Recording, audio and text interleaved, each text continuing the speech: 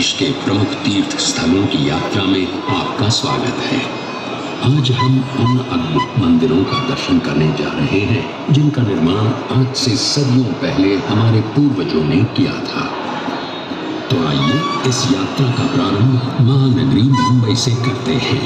पूरे देश से यहाँ लोग आते हैं और ये नगरी किसी को नाराज नहीं करती। गेटवे ऑफ इंडिया, भारत का ये प्रवेश द्वार इस समुद्र के तट पर 100 से भी ज्यादा सालों से खड़ा है।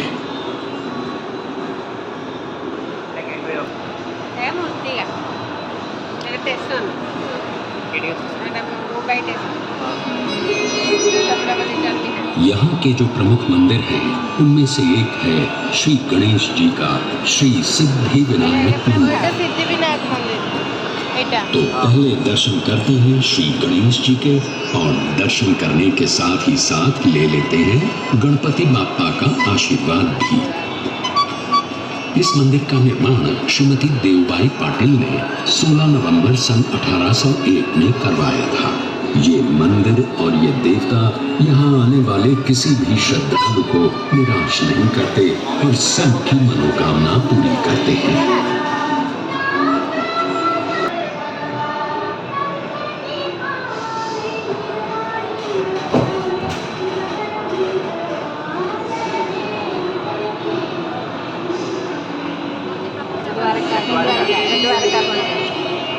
मुंबई से अब सीधे चलते हैं गुजरात। भगवान श्री कृष्ण का ये प्राचीन द्वारकाधीश मंदिर 2000 वर्षों से अधिक समय से यहाँ बसा हुआ है।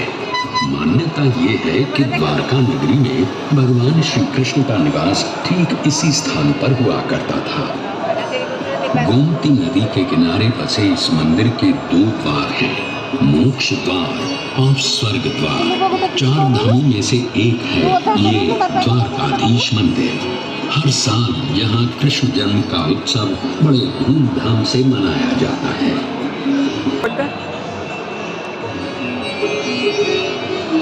अब हमारी यात्रा नर्मदा के उस पार उत्तर दिशा में होगी।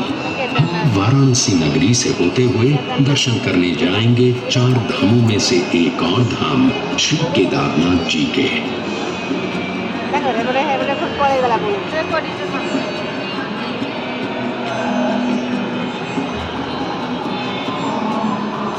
केदारनाथ शिव जी का मंदिर है। इसे खुद पांडवों ने बसाया था, ऐसा माना जाता है। आज का जो मंदिर है उसकी रचना 1200 साल पुरानी है। इस मंदिर के द्वार हर साल केवल अक्षय तृतीया से कार्तिक पूर्णिमा तक यानी लगभग 6 महीने खुले रहते हैं।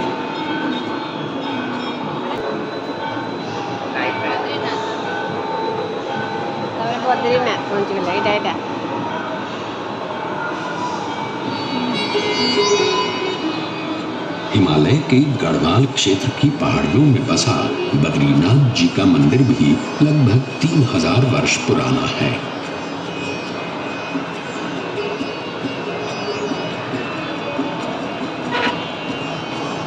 भगवान विष्णु के इस मंदिर का उल्लेख महाभारत, भागवत पुराण, पद्म पुराण इन सभी ग्रंथों में पाया जाता है। तो आइए दर्शन करते हैं श्री बद्रीनाथ जी के।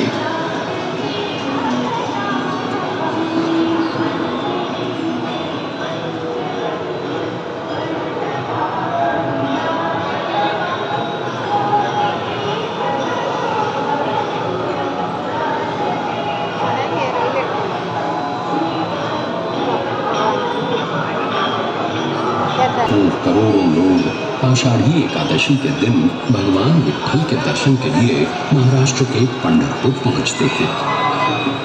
भगवान विट्ठल की इस वारी को कौन नहीं जानता।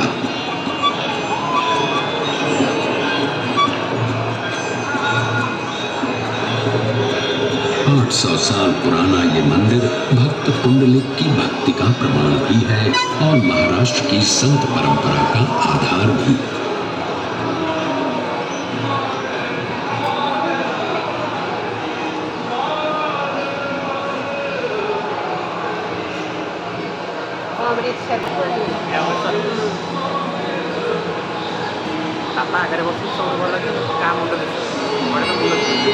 महाराष्ट्र से अब सीधे चलते हैं जिंदा दिल पंजाब के स्वर्ण मंदिर में।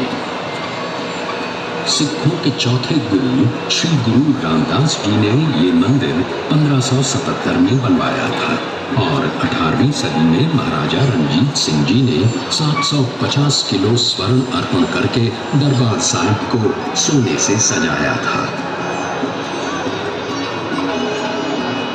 ये अकाल तख्त है और ये है गुरु ग्रंथ साहिब।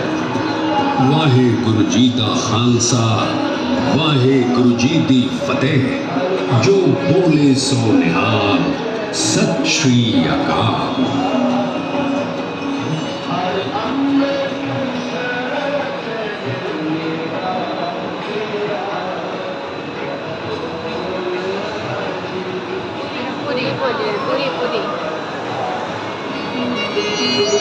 हमारा अगला पड़ाव है पुरी का जगन्नाथ मंदिर, जिसमें बसे हैं साक्षात भगवान श्री कृष्ण यानी जगन्नाथ, बलभद्र यानी बलराम और सुभद्रा। भगवान जगन्नाथ का ये मंदिर सुप्रसिद्ध 4 धामों में से एक है और 4 धाम की यात्रा की शुरुआत भी यहीं से की जाती है। सन 1174 में कलिंग देश के राजा अनंत वर्मा ने इस मंदिर का निर्माण करवाया था और तब से भगवान जगन्नाथ की रथ यात्रा पूरे विश्व में विख्यात है।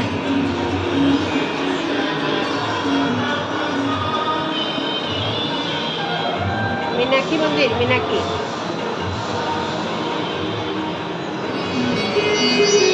अब चलते हैं दक्षिण भारत के मीनाक्षी मंदिर की ओर।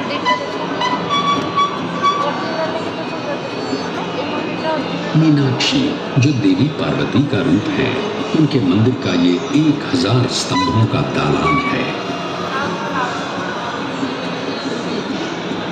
2500 वर्ष पुराने इस मंदिर के 50 मीटर ऊंचे 14 गोपुरम वास्तुशिल्प के सौंदर्य का प्रतीक है।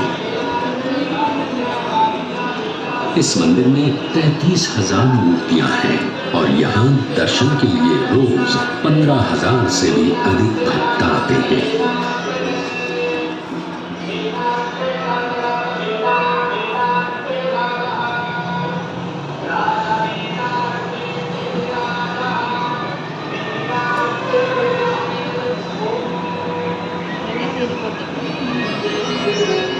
आंध्र प्रदेश के चित्तूर की ये पहाड़ियाँ हमें पहुँचाएंगी भारत के सबसे प्रसिद्ध मंदिर तिरुपति बालाजी के दर्शन के लिए।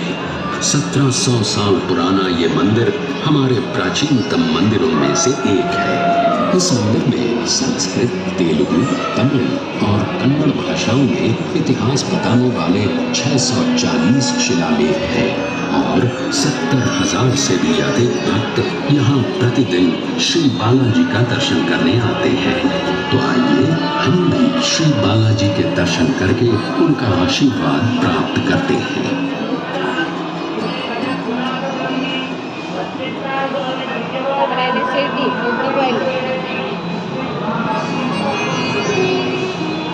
अब इस तीर्थ यात्रा के समापन का समय आ गया है, पर इसे समाप्त करने से पहले चलते हैं शिरडी और ले लेते हैं साईं बाबा का आशीर्वाद। यही वो 100 साल पुरानी शिरडी है, हमारे साईं की शिरडी।